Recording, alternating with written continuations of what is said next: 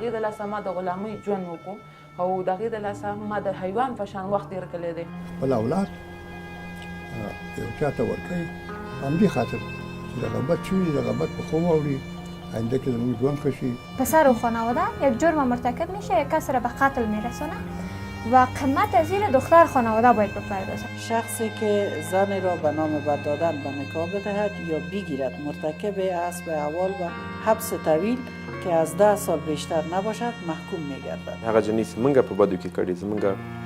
کورنۍ ته په بدو کې راکول شوې دی. زمونږ کورنۍ ته هغه یوازې 2 کلنه معصومه جنۍ وه. دلته په دې هیواد کې ډول ډول دودونه دي،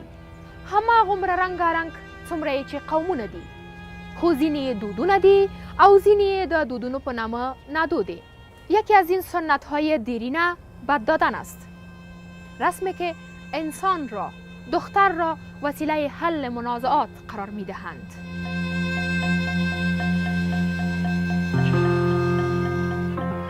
په بدو کې د ورکړې دود به څومره زوړ وي ټیک سره کې نه لګیږي،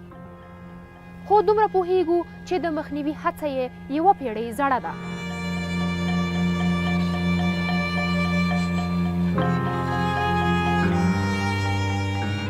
بد دادن از میان نرفت به خاطر که از یک سو شرایط عینی و ذهنی برای آن آماده نبود و از سوی دیگر حکومات پای هم نتوانستند بدیل را با عنوان حل مناقشات قومی مخصوصا در مناطق دوردست ارائه کنند. آزاده جرګه په دې ځانګړې ګڼه کې د بدو دود ته کتنه کوي چې څه دی، ولې شته او پلوی یې چیرته او څوک کوي. با هم به قصه های دختران به بد داده شده گوش می دهیم و به چند گوشه از کشور برای دریافت حقایق بیشتری سر می زنیم.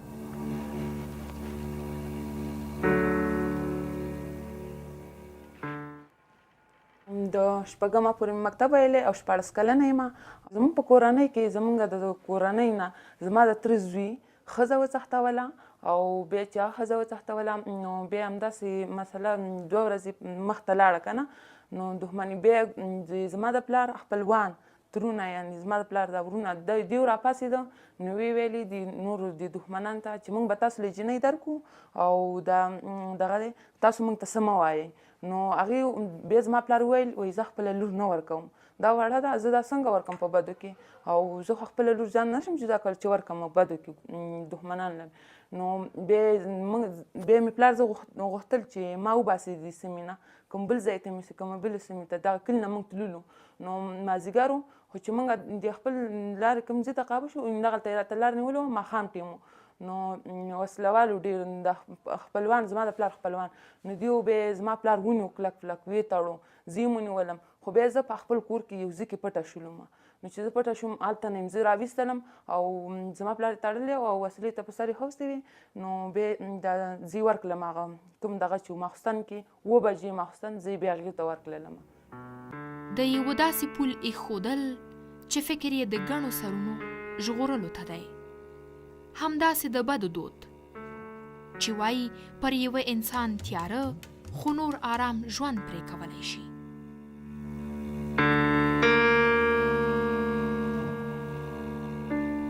بیا وروسته کله کله دغه شي دا شی اوس هم شته دی خو په هغه قوت او په هغه عظمت او په هغه شدت او عدت باندې د خدای فضل دا نشته دی او ورو ورو دا خپل ځای دغه کوي خپل ځای تخلیق کوي او که موږ بیخي نشته دی بیخي نو دا فکر نه کوم که دغه وشي. د بدو لامل یو دام کېدی شي که نه چې دغه دښمنۍ ته د پای ټکی کېږدي. دوی ځکه لور خور په بدو کې ورکوي چې هغه کورنیو چې نه دي ورکړي هغوی لسګونه مړي پکې ورکړي دي، لسګونه قتلونه شوي دي. څوک خپل اولاد یو چا ته ورکوي په همدې خاطر چې دغه بد شوي دغه بد په خوب واوړي آینده کې زموږ ژوند ښه شي زموږ دغه سره ښه شي دا خصومت هم په محبت بدل شي په صمیمیت بدل شي په الفت بدل شي په مینې بدل شي په دې بدل شي په هغې بدل شي. ولې تر ډېره د شخړو او جګړو به یې په نجونو پرې کېږي؟ قوانینو په پښتنو کې پخوا مو اوس هم شته دی دغه د کوشنده دغه د کور سوځولو دا د جایداد د ضبطولو یا په یو وس کې ځمکه ورکول خوښه دي کور دې وسوځم کوشنده توپ قبلې که دا قبلې که دا قبلې که دا قبلې دا سپین ږیري ورته د وخت هغه سپین ږیري مدعي هلته هېڅ غرض نه لري. مدعي د مداهلې سره هېڅ دغه نه هغه هلته ناست دی، هلته د خبرې عقل نه لري، په هغه مجلس کې هم نشته دی. دغه سپین ږیري دغه قوم دغه منطقي مخاور علما سعادات صاحب رسوخ خلک چې خلکو ته د هغه اهلیت او اصلیت او دیانت معلوم وي، هغه خلک پس د ډېر جر و بحث نه ورته وایي خوښه دي. دې ته ویلېږي چې کور اوس پر کې یو سړی دی ډېر مجلل کور لري، دا کور دې اوسېږو، ډېر ټول کور اوسېږو یا ټوله کوټه ورسره اوسېږو یا د ورور مه سره اوسېږو، یا مثال دې ته امر کوي چې 50 کاله 80 کاله 80 کاله 100 کاله دایمي د دې ملک نه فرار شي، دا وکړي هغه وکړي، نو ورشئ تاسو په خپل سره خوښه وکړئ، بیا څه د هغوی خوښې څه د هغوی، نو دا اخري دغه چې دی دغه دی چې بیا بعضې دي چې مجبوره کېږي چې موږ ټول کور دغه کېږو، یا هغه جلۍ هم چې دا ټول کور دغه کېږي او دا منطقه پرېږدي او دغه کېږي، دا یو زه قرباني شم. بعضې جنکۍ هم دې ته حاضرې شوي دي چې زما ټول فامیل زجر ویني، خیر زه به دا وکړم. اوس د دې نسل ذهنونه بدلون ته پارېدلي چې وایي بد دي. د پکتیا ولایت خانولي په خپل کور کې د مبارزې پیل ته ملا وتړله. ما دغه مبارزه 6 کاله 1 کاله مخکې ځکه پیل کړله، د دې د پیل کېدو انګېزه او فکر ما سره هغه وخت پیدا شو کله چې ما ډېر زیات په ځلونو ځله په زرګونو ځله په خپل کور کې دغه د ناوړه رواجونو له امله د تاوتریخوالي دغه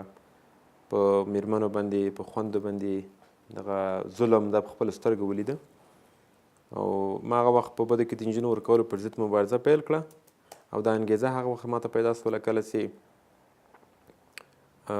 زما د کورنۍ غړي د دې شي قرباني شوله. زما د کورنۍ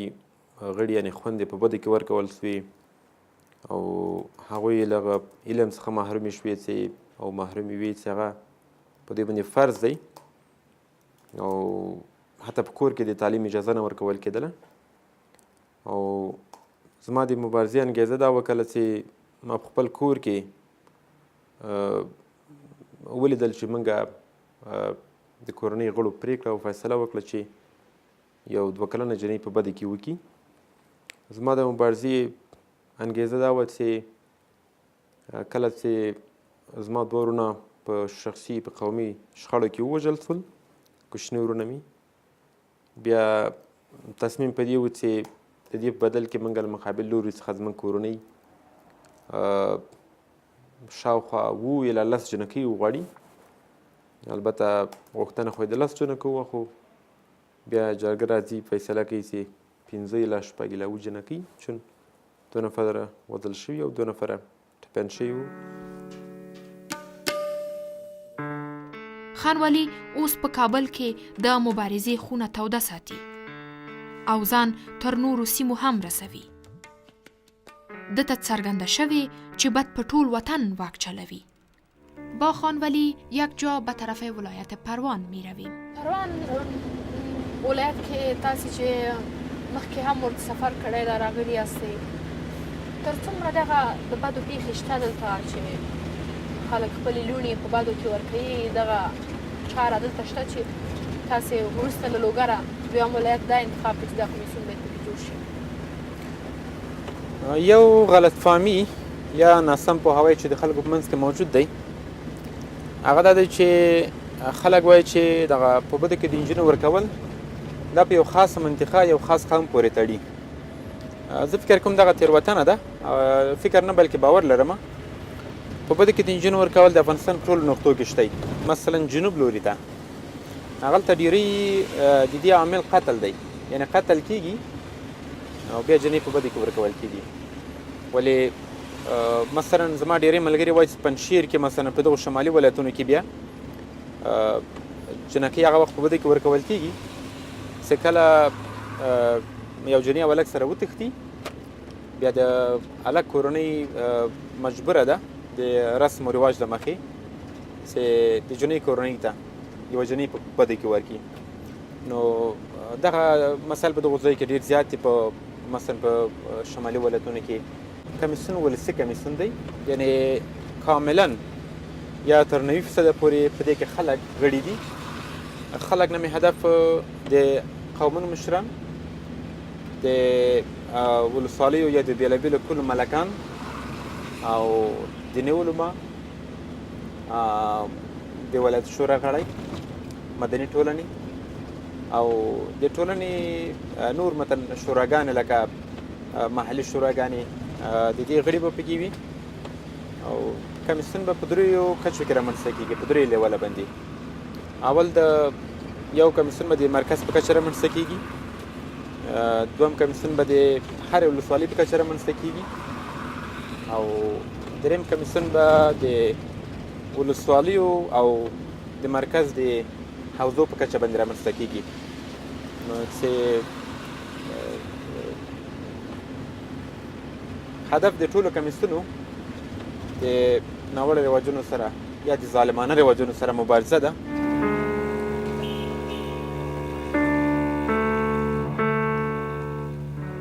اولا مبارزه خود بر ضد پتادن شروع کرده بودم که دلیل شمی بود شاید برای شما سوال خلق باشه که چرا بر ضد پتادن قیام کردید. مادر که رواجای بد زیاد هستند، تعداد شمسیار زیاد هستند، تویانه هستند، به اصطلاح ازدواج اجباری هستند، مصارف گزاف هستند در مراسم غم و شادی.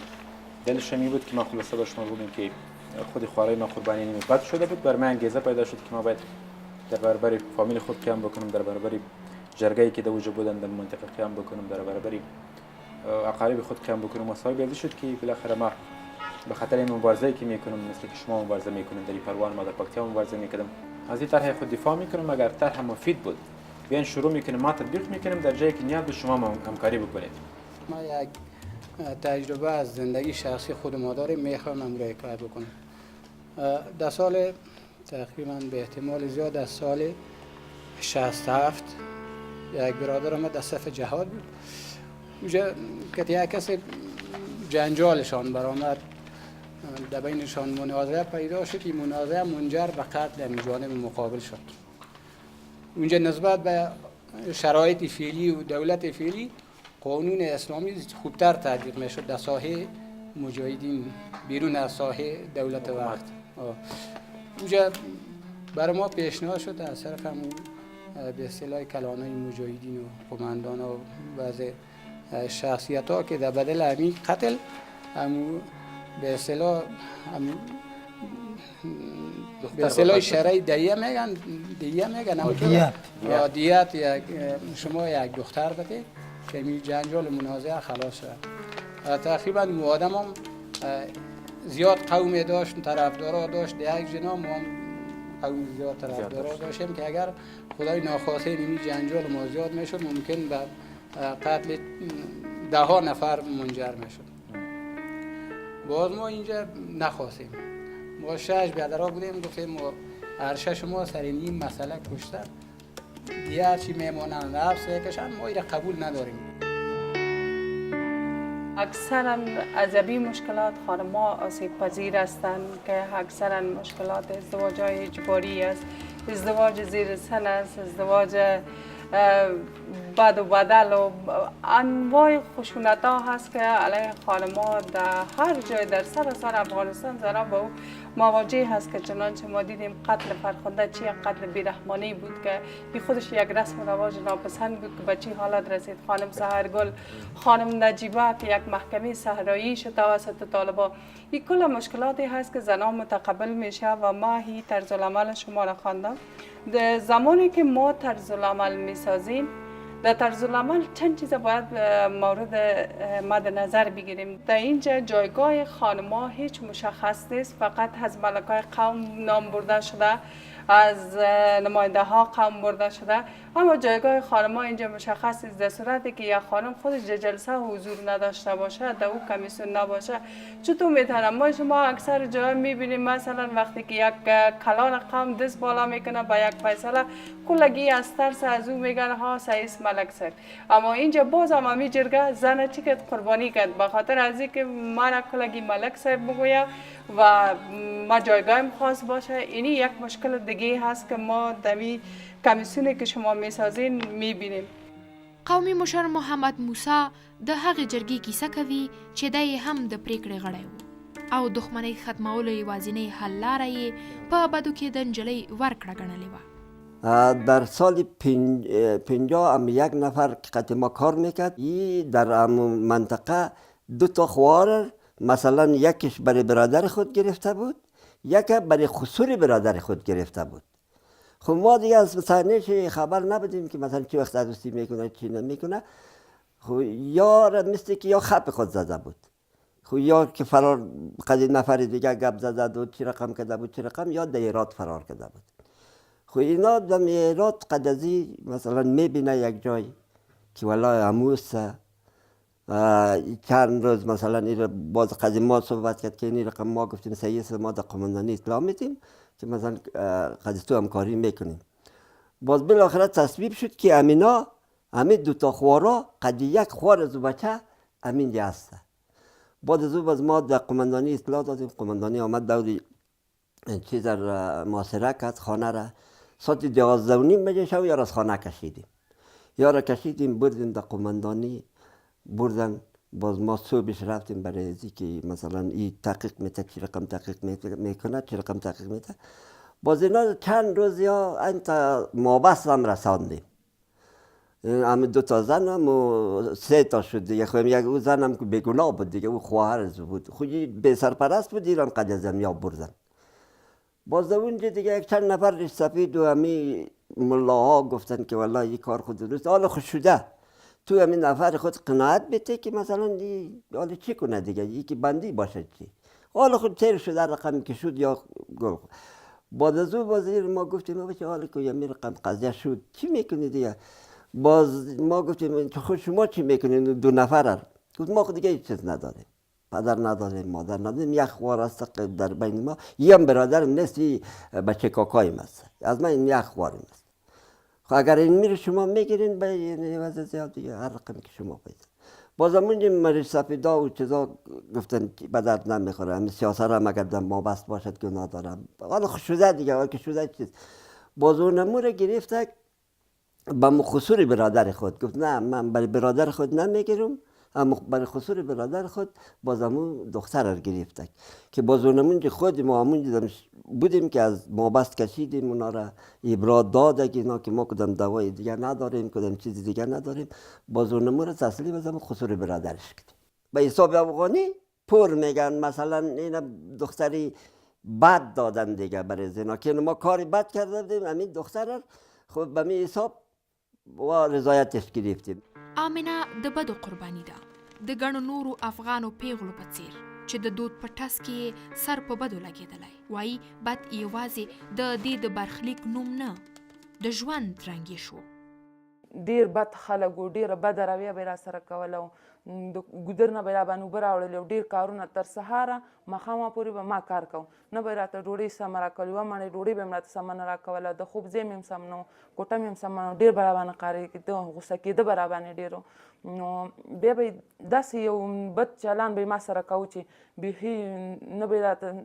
بیخي سمه خبره یې کوله، نه به یې سمه رویه کوله لکه یو حیوان، یعنې یو دغې سره چې څوک داسې رویه کوي. زما د پلار خپلوان چې کوم دي هغه هم اوس زما پلار ته وایي چې ګوره که دا ورنه کړې او دا د پردۍ ښځه ده او دا د هغې ښځه ده او داسې ده هغسې ده، خو اوس زما پلار نه غواړي چې ما بیرته ورکړي، خو زما د پلار خپلوان غواړي چې بیا کېدای شي په راتلونکي کې ما ورکړي بیرته همداسې، خو زه هم نه غواړم او نه زما پلار غواړي نه زما ورور غواړي. زما پلار وایي ورور مې هم وایي او پلار مې هم وایي چې ځان وژنو دې دپاره خو دا نه ورکوو بیرته. یو کال چې دی هغلته تېر که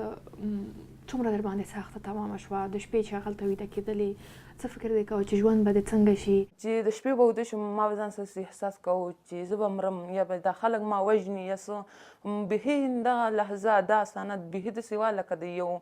بیخي د مرګ په شانتې وه، لکه د زنکدن په شان. بیخي ما به د سهار نه د ماښامه پورې چې کار وکړو نو بیخي ما به نه ملا سمولی شوله، نه به بیخي کېناستی شم پسېدی شم، لاسونه مې په درد وو، هر ځای به مې په درد وو. ما وایي چې بیخي دونه کار به مې کړی و چې بیخي زه به ویده کېدی هم نه شم د هغې د لاسه.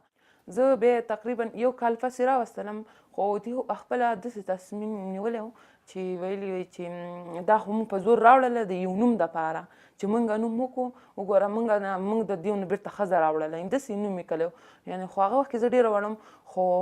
بیا دې ویلي وو چې دا به اوس موږ ولیږو دې دپاره بیرته چې زما د پلار او زما د کورنۍ ټول خپلوان ته یې ویل وایي تاسو زموږ دښمنان یې پخواني په شانې خو دا موږ تاسو نه په یو نوم راوړې وه چې یعنې موږ یو نوم وکړو وګوره چې موږ د دې نجلۍ راوړله. د خان ولي هڅو ته د زاړه دود پر وړاندې د نوې مبارزې په سترګه کتل کیږي او خلک ورټولېږي. ما نه غوښتل چې د بل چا خور زما کره راسي او د یو غلام یا کنیزې په څېر ژوند وکړي یعنې په بدو کې موږ یو جنۍ وکړو او ما نه غوښتل چې په 21مه پیړۍ کې موږ په خپلو کورنیو کې په خپلو کورونو کې کنیزې ولرو یا وینځې ولرو یا غلامانې ولرو. دا چې څنګه مې دا تصمیم ونیو چې زه په پکتیا کې خیمه ووهمه اعتصاب وکړم د 5 ورځو لپاره بیا زما د دې اعتصاب مخه ونیول سي. بیا دا چې څنګه د سږ کال په پسرلي کې چې هغه وخت هوا هم ډېره یخه وه زه راسم په کابل کې خیمه ووهمه. دا تصمیم هغه وخت نهایي سو اخري سو هغه وخت مې ونیو چې زه په دې متیقن سوم چې زما د 2 ورونو وژل کېدو په بدل کې چې هغه 4 کاله مخکې وژل سوي وو په قومي شخړو کې دښمنیو کې زه په دې متیقن سوم چې زما کورنۍ او زما اقارب زما دوستان هغه د دې په بدل کې جنکۍ غواړي. زه دې طرفدار یم چې باید سوله وسي روغه وسي د قانون په چوکاټ کې هغه کسان ته په اصطلاح بښنه وسي. خان ولي د دې مبارزې په پیل کې له وهلو ټکولو ان د مرګ تر ګواښه رسېدلی خو له خپل هوډه نه دی اوښتی. زه په دې متیقن یم که زه خپلې سیمې کې ما نوره خپلې مبارزې ته دوام ورکړی وی نو نن به زه دلته ستاسو مخکې ناست نه وی یعنې او نن به زه په دې دنیا کې نه وی. زما خویندې هم ماشومې وي ممکن د 12 کالو ممکن د 12 نه ټیټې 11 نیمو داسې 11 کالو او ماشوم هغه څوک چې هغه په دې هم نه پوهېږي ضربت ورکول څه ته ویل کېږي واده څه ته ویل کېږي په دې هم ډېر نه پوهېږي او زه هم کله چې هغه ثانیې زما ته رایادېږي نو زه نور هم دا فکر زما قوي کېږي چې باید مبارزه وکړم او چې جدي مبارزه وکړم. یوازې زما خویندې نه دي چې هغه په بده کې ورکول سوي دي بلکې زرګونه نجونې چې هغه په بده کې ورکول سوي دي او یو زیات شمېر ممکن په بده کې ورکول سي که مخه یې ونه نیول سي. هغه جنۍ چې موږ په بدو کې کړي زموږ کورنۍ ته په بدو کې راکول شوی دی زموږ کورنۍ ته هغه یوازې 2 کلنه معصومه جنۍ وه. دا پیغلې هزاره او تاجک توکمه دي. دوی د بدو دود له زړه خوړنیو راته وویل تنها یک ولایت نیست مثلا پکتیکا نیست خوست نیست یا ننگرهار نیست که این فرهنگ بد وجود داشته باشه. در ولایت‌های مرکزی ولایت غزنی ولایت‌های شمالی این فرهنگ بد مروج است و متاسفانه همواره مورد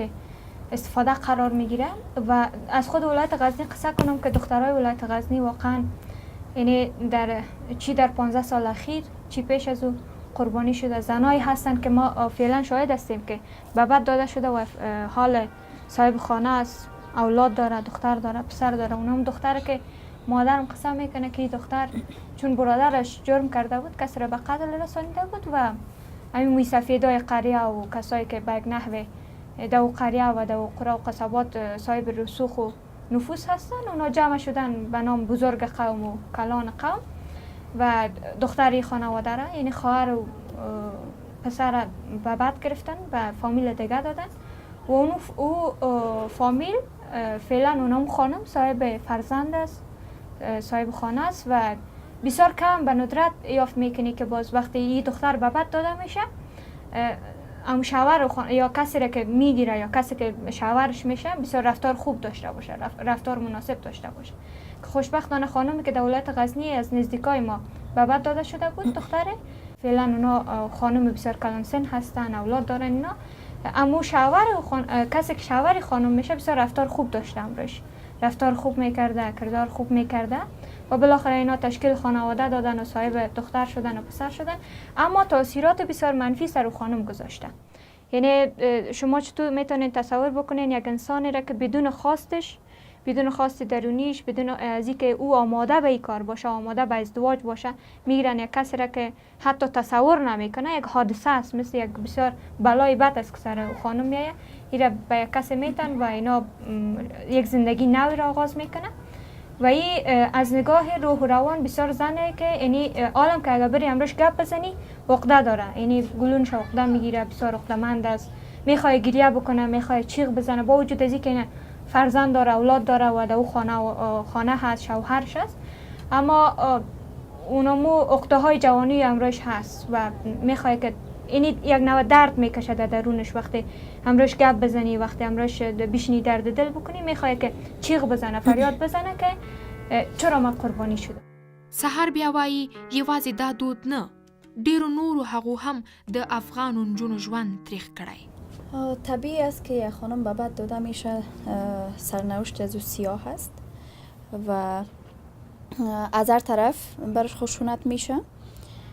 و چشم دید زیاده داشتیم، زیاده، چون در افغانستان هیچ خانمی نیست که در بعد دادن خانمی را ندیده باشه، فامیلی را شاید نباشه.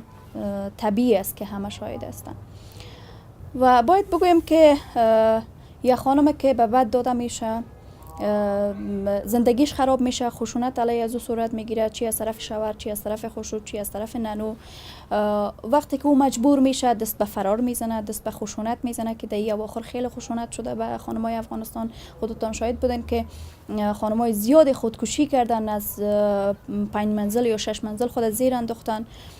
یا دست به فرار زدن، سنگسار شدن و امیدوار هستم که به زودترین فرصت آگاهیایی که میدیا میته و خانمای شجاع افغانستان همیشه آگاهی دادن و همیشه فعالیت کردن، همیشه راهپیمایی کردن در رابطه به این موضوع. امیدوار به این هستم که به زودترین فرصت خانواده ها، فامیلا به اشتباه خود پی ببرن، به خانوادهایی که به بعد میتن دخترای خود و همچون عمل انجام نتن.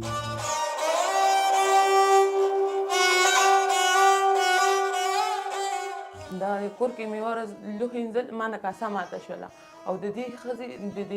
زما د کورنۍ غړي چې کوم ښځه وړې وه د دغې خواښې زه همدونه ووهلم چې ما نه یې ښتۍ کاشکې ما نه یې ښتۍ ویستل او دونه یې ووهلم. ما ته ویل که بله ورځ دې کاسې ماتې کړې څه وکړم نو بیا زه ړنډ وم په دار کې ښځم ماته همداسې ویل. د قومي سټو مخ اوس دې ته اوښتی چې خپلې هغه تړې بدلې کړي چې پایلې ښې نه دي. کابل کې مې د دې قومي مشرانو د ځینو پرېکړو خبرې اورېدلې. 2 فامیلونه جنګ سره کړی دی. زه هلته د صحنې شاهد وم. 4 نفره په شهادت ورسېدل او 4 نفره زخمیان شول. بالاخره هغې 2 فامیلو مشران کېناستل، دواړو فامیلو په منځ کې صلح وکړه. دوی ته یې امځکه پټای چې دوی سره په جنګ و هغه سره تبادله کړل او باقي مانده د زخمیانو په مقابل کې نقد پیسې کې خودلې چې څومره په زخمیانو باندې پیسې لاړې وي او د دې لپاره چې دوی پاینده کې بیا بدی را نشي. دا څو کاله مخکې خبره ده. البته یوه جلۍ هم په بدو کې ورکړه چې په هغه فامیل کې اوس هم شته. هغه یعنې ښه فامیل دی، تر اوسه ډېر ښه چلند ورسره کوي. دا په ټول فامیلونه هم هغې جلۍ سره بد چلند نه کوي. په خوست کې په فامیلو پورې ارتباط لري. بعضې فامیلونه ډېر خشن او بد خلک وي، هغې سره تر اخره پورې پیغور ورکوي او هغه جلۍ ډېر په بد حالت کې، په تریخ حالت کې ژوند کوي. ولې بعضې فامیلونه دي چې هغه ورته وایي چې هېڅ تا سره موږ مشکل نه لرو، مشکل خو هغې کړي وو او ته زموږ لور یې اوس او ته زموږ د هغې فامیل غړي یې. ټول هم داسې نه دي. دغه زموږ په کلي کې د ما د سترګو لیدلی حال دی. این بزرگ قوم برایم گفت هرگاه کسی از فیصله قوم بگذرد سرنوشت او چه خواهد شد؟ قومي مشران چې ټولو ځوانانو په جد و جهد دې ته مجبور شول چې قومي مشران دا پریکړه وکړي چې د وروسته به په خوست کې په ټول خوست کې هیڅوک په بدو کې نه ورکولی کېږي او که چا خپله خور لور په بدو کې ورکړه د هغې نفر کور به سوځولی کېږي او هغه به په قوم شړلی کېږي هغې د هغې نه به ډېر لوړه جریمه اخیستلی کېږي په لکونو جریمه به ورنه اخیستلی کېږي چې دا کار په مجموع کې اوس په خوست کې ډېر کم شوی هم دی ځکه خلک پوهېدلي دي خلکو د سواد کچه ډېره لوړه شوې ده په خوست کې هغه سابقه خوست اوس نه دی فقط بعضې اطرافي منطقو کې چې څوک نه پوهېږي د سواد کچه یې ټیټه ده اوس هم جریان لري. تاسې مدني فعال یاستئ او معمولا ډېر تګ راتګ مو په خوست کې وي او همدغه مدني خوځښتونه وو همدغه د ځوانانو هڅې وي چې قومي مشران یې دې ته اړ کړل چې ناوړه دودونو ته به یې د پای ټکی کېږدي څومره اغېزمن تمام شول؟ کله چې څوک په بدو کې چاته لور ورکوي نو طبعا د هغې ژوند ډېر تریخ وي هلته په هغې کور کې ځکه چې د دوی هغه کسب چې دی په بدو کې ورکړل شوي وي هغه کسب د هغې فامیل کې طبعا داسې څوک وي چې هغه کسب بیا د جینۍ نه اخیستل کېږي یو کسب موجود وي نو موږ په عموم کې ټولو مدني فعالانو ځوانانو په دې باندې ډېر کار وکړو او مشران مو دې ته وهڅول چې په دې برخه کې یوه پرېکړه وکړي مخکې هم داسې پرېکړې شوي دي خدای دې وکړي چې عملي شي هم د ولور په برخه کې هم د بدو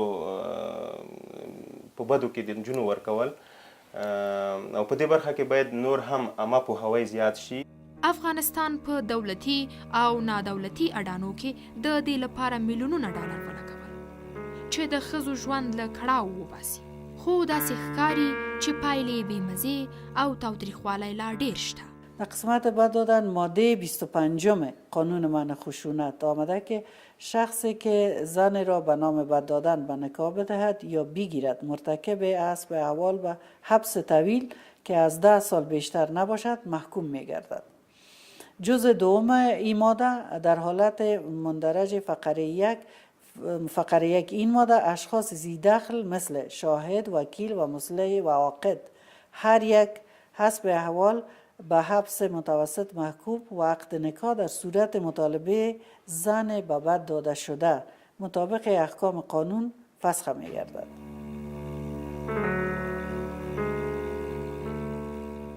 تر دې دمه په خپله وزارت سره بېلابېلې قضیې د ښځو د تاوتریخوالي ثبت شوي دي په دغه برخه کې داسې قضیې لرئ په وروستي کال کې یا په تېرو 15 کلونو کې څومره قضیې به راغلي چې په بدو کې نجونې ورکړل شوي یعنې سطحه یې ټیټه شوې ده که لوړه شوې ده؟ د بعد مرغه چې دا رقم قضیې زیات ریپورټونه یې دلته نه ثبتېږي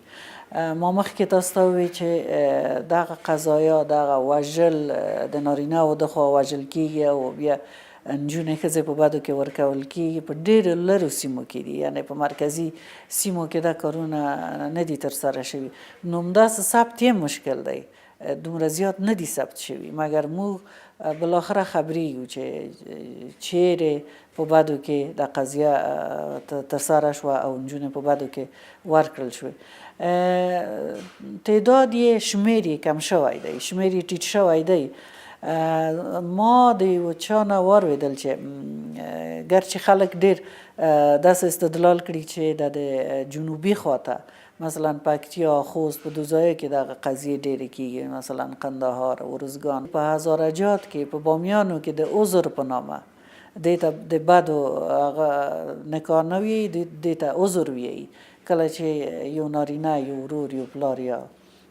کاکا یا ماما کوم کار وکړي او بیا د عذر په نامه جلکۍ په بدو کې ورکوي اصلا دا د بدو قضیه ده دوی د عذر نوم ورته ایښی دی د ښځو چارو وزارت په دې برخه کې نور فعالیت نشي کړی غیر د دې نه چې دادخواهي وکړي غیر د دې نه چې عامه پوهاوی پورته کړي دا چې څه رقم دغه مجرمین دستګیر شي دغه مجرمین خپل د قانون پنجې ته وسپارل شي دا د نورو امنیتي ارګانونو قضایي و عدلي ارګانونو وظیفه ده او دنده ده چې موږ د همغو ارګانونو سره په دې باره کې کار کړو او د دوی نه غواړو چې کله چې مجرم نیول کیږي داسې نشي چې د محکمې نه خوشی شي او دا قانون ته ونه سپارل شي. دا د موږ همیشنی کار دی، کړی م دی او په وروستو کې به یې هم کړو.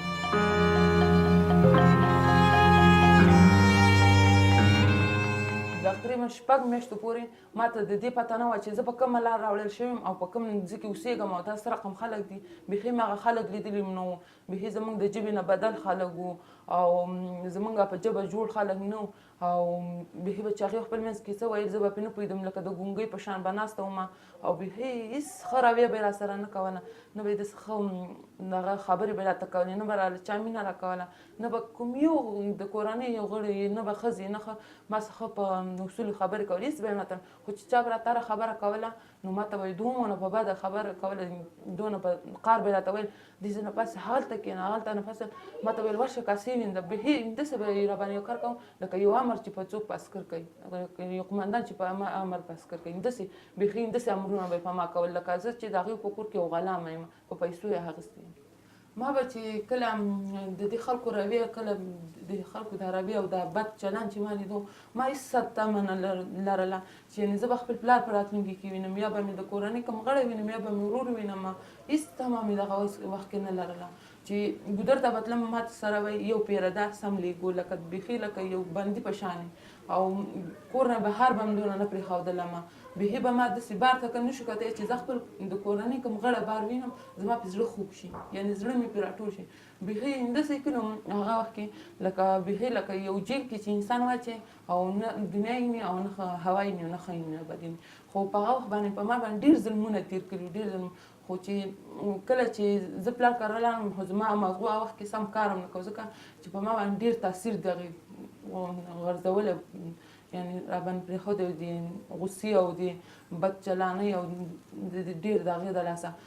ما به نه د کورنۍ کوم غړی لیدی شو، ما ته به یې ویل که د کورنۍ کوم غړي سره دې لیدلي و پټه نو بیا د موږ وژنو نه دې پرېږدو، نو زه به ډېره وېرېدلم بیا هغه وخت، نو ما نه د ورور لیدلی شو، یو کاله پورې ما د کورنۍ کوم یو غړی ما ونه لید. خانم به نام آلیه داستان دو خواهری را برایم بازگو می کند که یکی قربانی دیگری شده است. در منطقه ما یک فامیل بودند، مثلا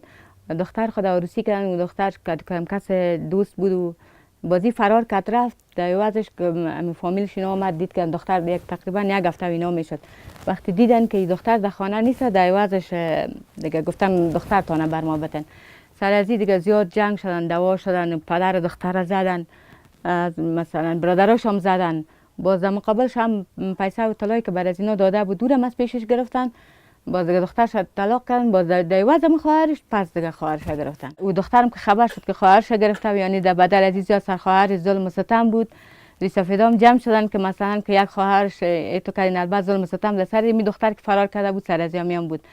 بعد از به او خاطر که سر خواهرش ظلم و ستم نشوی خواهرش هم بردن، مردم جمع شدن که خواهرش هم از مثلا چنگال مردم نجات بده، مردم قبول نکرد، وقتی که خواهر اولی که کتی بچه فرار کرده بود خبر میشه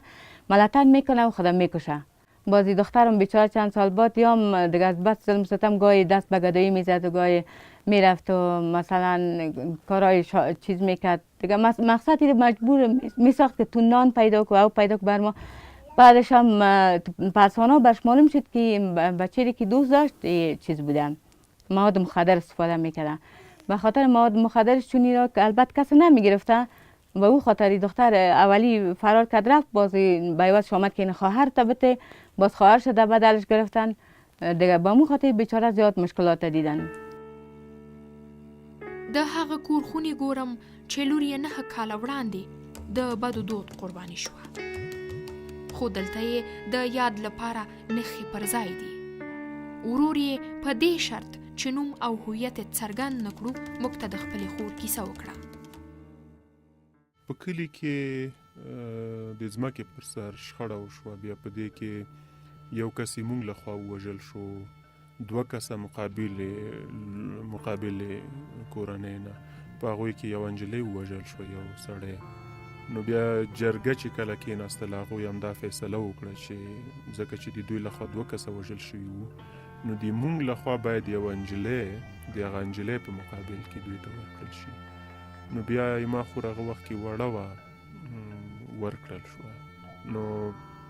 د جرګې فیصله وه او چا انکار نه شو کولی ورنه او هغه غم هم تازه و. نو هغې راهیسې بیا مونږ خپله خور نه ده لیدلې نه مونږ لیدلي وو. خو سر یې چې و دا دی به ویل چې هغه احوال به را رسېده ویلې ډېره ښه رویه را سره کوي. خو یوازې دا خبره راته کوي چې د خپل پلار ورونو یعنی د مونږ د کورنۍ د هیڅ غړي نوم به نه اخلي په دې کور کې. نه به دا وایي چې زه ورکره ځم، نه به د هغوی په اړه هیڅ بده خبره به هم نه کوي. نو تا سره به ښه رویه کېږي. یعنی دغه شرط یې هغې سره ایښی و او فکر کوم هغه یې پالي چې مونږ یادونه ونه شي هلته. ما سره دغه فکر و چې زه مې خویندو ته معاش کې حصه ورکوم او دې ته هم کله کله شی اخلو. خو ښه دا ده چې دې ته یو څه نور هم زه ټول کړی شم. یو وړوکی بکس مې اخیستی دی او په هر معاش کې مې چې نورو خویندو ته برخه ورکوم که لږې وي که ډېرې وي نو هغه د دې برخه پیسې په هغه بکس کې ساتم. دا یوازې خوب دی په ویښه. خو موږ د کورنۍ هیڅ غړی دا فکر نه کوي چې هغه به چیرې که د ورځ وي که ماښام وي که شپه وي او دروازه وټکېږي موږ د فکر وکړو چې دا به هغه وي. په ویښه موږ کور کې هیڅوک هم دا فکر نه کوي چې دروازه دې وټکېږي او چې خلاصه یې کړو دا به وي. خوب کې به یې موږ کور کې هر څوک ویني، که هغه مې مور ده او که موږ یو او که خویندې.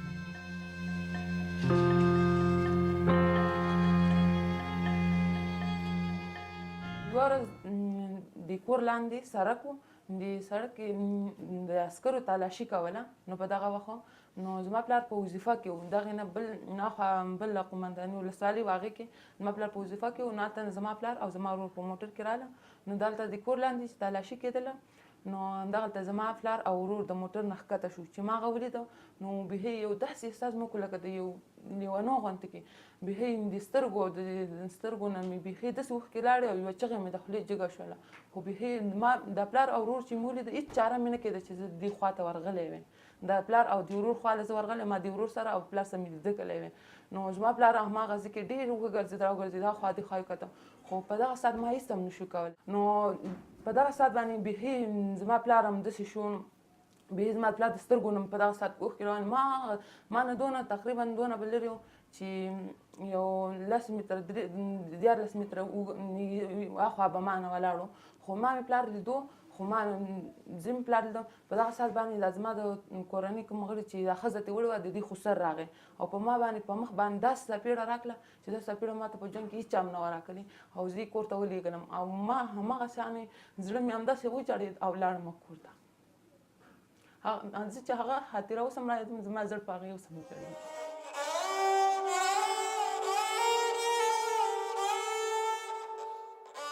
آمینه په بدو کې له خپلې کورنۍ لا زړه تورې ده. او د کوم وخت نه چې ښځه وړې ده بیا مې لیدلې. خو نه څه موږ داسې اړیکې لرو نه ښه نه بد. خو زموږ د کورنۍ نور خپلوان چې دي بعضې اړیکې لري او راځي هم ورکړه وځي خو موږ ورسره کار نه لرو ځکه چې د هغې په سر باندې په ما باندې ډېرې بدې خاطرې او ډېر یوه سخته او یو دردونکی وخت په ما تېر شوی دی د هغې د لاسه. نو زه نه غواړم چې د هغې څېره وینم دا ښځې او نه د خپل د تره زوی څېره وینم. د هغې د لاسه زه 1 کال پوره ودردېدم. د هغې د لاسه ما د غلامۍ ژوند وکړو او د هغې د لاسه ما د حیوان په شان وخت تېر کړی دی لکه د یو حیوان چې په یو ځای کې زما د خوب کوټه سمه نه وه. زه به چې کوم ځای کې ویده کېدم سمه بستره به یې راته نه راکوله. هلته به د یو حیوان په شان پرېوتم پاڅېدم به چې کوم یعنې کوم لوښي کې به ما خوراک کوه هغه هم د انسانانو شانتې نه لکه حیوان ته چې خلک خواړه ورکوي داسې خواړه به یې ماته راکول. الله اکبر الله. مذهب د ارزښتونو په سر کې دی. نږدې ټوله ناسته ولاړه پر مذهبي تګلارو پایي. خو دلته بدو له خلکو مذهب هیر کړی. څه چې ملا وایي د ملک او قومي مشر له خبرو سره ټکر دی او داسې ټکر چې جوړه یې نشي. په بدو کې ورکول خو دا ډېره لویه خبره ده. که مونږ وګورو په بدو کې خو هغه به یو طرف ته پرېږدو خو که چېرته نکاح دا په زور سره وي په جبر سره هم وي هم د اسلام او د شریعت له نظره له نقطه نظر نه دا صحیح او درست نه ده. ځکه یو پیغله راغلی و د الله رسول ته، صحابي یو پیغله راغلی و او ذکر کړي و چې د الله رسول زما نکاح زما پلار کړی و، زما په غیاب کې، زما په غیر موجودګي کې، خو زه په دې نکاح باندې راضي نه یم، خوشحاله نه یم په دې باندې. نبی کریم صلی الله علیه وسلم ورته وفرمیل دا نکاح نه ده شوې. دوی همدغسې واپس کړل، وایي تاسو واپس شئ وګرځېږئ، د دوی په منځ کې هغه فیصله وکړه چې ستاسو هغه نکاح نه ده صحیح شوې ده. بله خبره دا ده چې یو سړی قتل کوي، یو سړی ناروا کوي، یو سړی ظلم کوي، یو سړی قتل کوي. ګورئ د قتل که موږ او تاسو اسلام زموږ دین چې الله رب العالمین موږ ته راکړی ده، موږ او تاسو ته هغه کامل مکمل اکمل دین ده. که دغه دود دا کم چې زمونږ په افغاني ټولنه کې دې سره لاس او ګریوان دغه ستونزو او مشکلاتو سره که دغه طریقه صحیح وای، درسته وای، جایز وای، په دې کې خیر وای، په دې کې خوشحالي وای، خو الله رب العالمین په قرآن کې د دې ذکر کړی وای. ګورئ قرآن کې څوک یو قتل وکړي، یو ناروا وکړي، د هغې حکم د هغې باره کې الله د قصاص حکم را لېږلی، یا د دیت حکم را لېږلی. اوس قتل یو سړی وکړي، ناروا یو سړی وکړي، بدي بل سړی وکړي، په ځای د دې چې هغه قصاص هغې نه واخیستلی شي، دیت واخیستلی شي، دی د خپله خور او لور دا په بدو کې ورکوي. دا مطلق ناجایزه ده، دا ناروا ده. هغه خور او هغه مور بیا د هغه کور کې مختلفو ستونزو سره مختلفو هغه مشکلاتو سره مخامخ وي، په هغه کور کې وهلی کېږي، په هغه کور کې ټبولی کېږي، په هغه کور کې ورته بد رد ویلی کېږي، سپکې سپورې ورته ویلی کېږي. اسلام داسې مبارک دین ده مونږ او تاسو ته رهنمایي کوي. وایي که تاسو د دې بیبیانو سره د خپلو ښځو سره وایي کله چې ژوند کوئ، زندګي ورسره تېروئ، په ښې طریقې سره ورسره تېر کړئ. نو په بدو کې ښځې ورکول او بیا دوی سره ناروا چلن کول، غیر شرعي او غیر اسلامي رویه ورسره کول، دوی ته سپکې ویل، سپورې ویل، بد رد ورته ویل، وهل ټکول چې کوم زموږ په معاشره کې زموږ په ټولنه کې دود ده دغه، نو دا اسلام د دې اجازه نه ورکوي او دا غیر شرعي عمل ده، غیر ناروا او غیر اسلامي عمل ده. ژوند دلته افغانو میرمنو ته د لوړو ارزښتونو یو ټغر دی، خو داسې ټغر چې ځینې څنډې یې د دوی ناست ځای اور کوي او د دې چارې بدلون ته چې پیړۍ پرې اوښتي کلونه به غواړي چې بد نه وي، ذهنونه بدل وي او موږ مسک ور وګورو. سپوږمۍ وردک د ښځو وزارت پر نویو تګلارو غږیږي چې وایي له مخې به یې د ښځو پر وړاندې د تاوتریخوالي کچه راټیټه شي. پس د دې نه موږ مشترک کنفرانسونه دایري وو د ارشاد او اوقاف د وزارت سره. موږ غواړو چې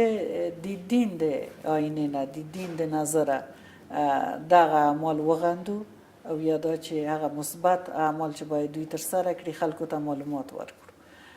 وګورو چې دغه کار د موږ څومره ښه نتیجه، مثبته نتیجه ورکوي. هغه جلسات، هغه میټینګونه چې موږ د ارشاد او اوقاف سره درلودل او د دیني عالمانو سره هم درلودل، هغه تر اوسه پورې د موږ نه ملاتړ کړی دی او دوی هم غواړي چې دغه ګډ پروګرامونه د موږ سره ولري. بله دادخواهي چې موږ کړې ده چې د ښځو ګډون د عالمانو په شورا کې د دوی دادخواهي م کړې ده، یو تعداد ښځې م غونډې کړي دي، د دوی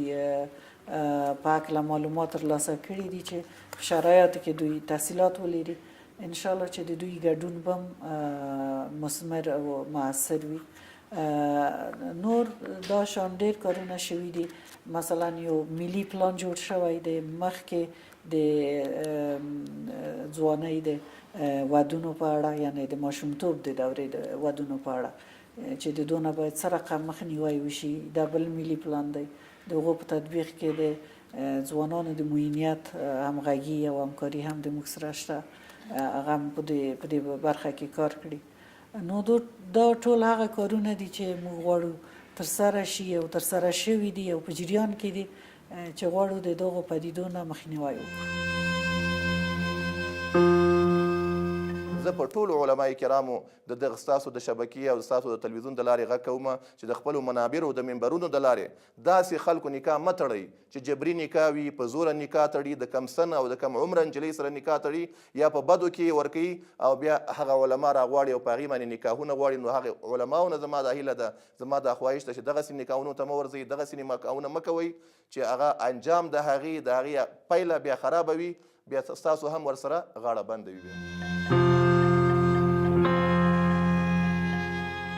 زما زما هغه څپېړه او هغه دغه هغه وهل او هغه دردونکي او هغه شیونه زما په غوږونو کې اوس هم هغه انګازې دي نو زه هېڅکله هم نه غواړم چې بېرته د هغې لاس یعنې هغې منګولې ته وغورځېږم خو زما یوازینۍ هیله دا ده چې زه د هغې نه خلاصه شم او زه په آزاد ډول ژوند وکړم زما دا هیله نه ده چې زه د بندیوانې په شان یو ځای کې ژوند وکړم یا زه الله پاک پیدا کړی م دې دپاره چې زه ژوند وکړم زه خو د ژوند کولو لپاره رالیږم دې دپاره نه یم رالیږلی چې ما یو کار په بدو کې ورکوي بل کار مې په بدو کې ورکوي زه د دې نه وروسته بیا مرګ غواړم بس چې ژوند خو ژوند تېرېږي نو داسې خو نه ده چې بیخي د یو غلام غوندې کې یا یو د دغې غوندې کې اوسېږي نو زه بیخي نه غواړم چې بېرته هغه کور او هغه خلکو کره لاړه شم ما یوازینۍ هیله هم دا ده چې نه ځم هغې خلکو کره مرګ قبلوم خو هغې کره نه ځم آمنې خپل باور داسې جوړ کړی چې وایي د روښانه راتلونکي ژوند هیله په زړه نه لري هر څوک هر یوه نجلۍ خپل راتلونکی ښه غواړي چې زه ښه راتلونکی ولرم ښه ژوند تېر کړم ښه دغه کړم خو چې زه څونه سوچ کوم زما راتلونکی به ښه نه وي ځکه ښه نه دی چې زه هلته ګورم ټول خلک داسې وایي چې دا اوس هم بنده ده او دا ما پسې نه څوک راتلی شي نه ښه نه نو زه هر نجلۍ ته چې زه ګورم د هغې راتلونکی ښه وي زه کړېږم زه یو ډېر دردونکی احساس کوم زه یم چې کاشکې زما راتلونکی هم داسې ښه وي لکه د دې نورو نجونو شان زما ډېرې کورنۍ ډېرې نجونې واده شوي ډېر ښه راتلونکی ولرو ښه دغه یې ولرو نو اوس خو ته پخپله پوهېږي د پلار کور کې که ډېره پاتې شي زه 21 کالو پورې پاتې شو 22 کالو پورې پاتې هغې نه وروسته تاسو کورونه دې دغه دي خو بیا د کورونه دې ساتي که پلار دې ساتي خو بیا د ورندارینو چلند درسره بیا ښه نه وي ځکه چې د ورندارینو شا څه که یو پردی نونه وي یعنې که یا پلار دې نه وي یا دغه نه وي نو ورونه خو به تا وساتي هغه ساتنه خو به نه وکړي خو ورندارین نه دې ساتنه شي هغه بیا زما دپاره ډېره سخته ده بیا زه بیا ژوند نه شم تېرولی یعنې اټکل یې کوي چې دغسې یو ژوند به در باندې راځي چې ورندار به در سره بد چلند کوي او نور کسان دې لیدلي دغسې هو ډېر مې لیدلي دي چې نو دا خو ته به خپله هم پوهېږي او ټول خلک به په دې پوهېږي چې راتلونکي ژوند کې وګورم که زه راتلونکي ژوند کې یعنې زه د دې خلکو نه لاس نه ونه وځم خلاصه نه شم همداسې ناسته یم نو زما راتلونکی به بیا ډېر بد وي ځکه چې زما پلار هم اوس وخت کې ډېر دغه دی خو زه پوهېږم زما ورونه به ما وساتي خو ورندارۍ نه بیا ماته اجازه نه شي راکولی چې زه د هغې په کور کې اوسېږم